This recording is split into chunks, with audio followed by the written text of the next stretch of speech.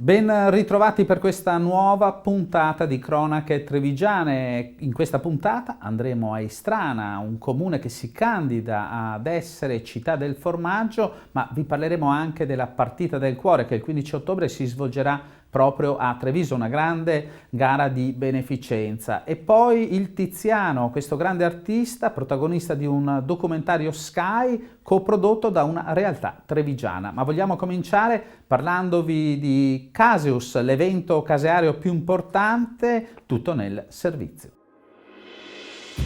Sono stati oltre 80.000 i visitatori che hanno raggiunto Villa Contarini in occasione di Caseus, annuale appuntamento con l'arte casearia organizzato da Regione del Veneto e Aprolav. Tantissime le novità a partire dai 3 percorsi distinti: Caseus Veneti, giunto ormai alla 18ª edizione, Caseus Italia, che ha visto la partecipazione delle piccole produzioni di fattoria della penisola, e Caseus Mundi, dedicato alle eccellenze internazionali. 18 anni di successi, che vuol dire che si amplia sempre di più l'esposizione. Stiamo parlando ovviamente di un'esposizione che non è più solo veneta, è nazionale ed internazionale. Diciamo che questo è l'obiettivo che ci siamo dati, quest'anno con molte novità. Questo ci dà l'idea che il lattiero caseario è comunque dinamico anche in un momento di difficoltà come non stiamo passando solo noi ma anche l'industria di trasformazione.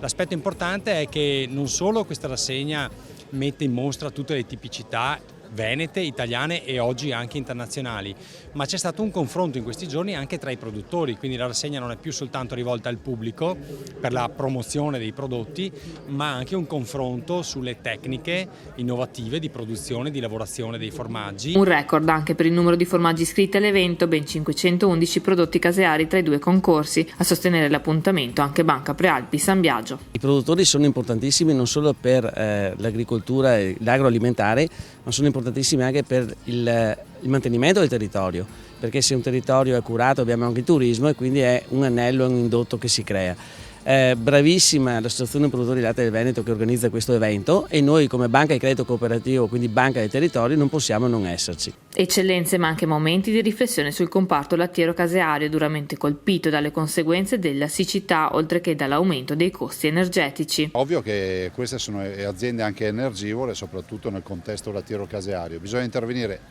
velocemente con un decreto, io spero che il nuovo governo lo adotti come primo provvedimento affinché si vada a abbattere il costo dell'energia. Nel Veneto purtroppo sono costretti a chiudere i trasformatori di un piccolo livello, però è un peccato perché perdi peculiarità del territorio, quindi speriamo tanto che a breve ci sia una soluzione a questo problema dell'energia. Costante l'attenzione della Regione per il comparto. Noi abbiamo già in qualche modo messo in piedi delle misure importanti, in particolare utilizzando i fondi europei, la misura 22. Oggi lavoriamo a mettere a disposizione proprio dei produttori, in particolare dei produttori di montagna, che sono quelli che soffrono di più questa situazione di difficoltà. Se noi non riusciamo a livello pubblico, a livello veneto, nazionale e internazionale, quindi anche europeo, misure europee, a sostenere gli agricoltori, gli allevatori e i trasformatori, rischiamo di perdere una grande identità.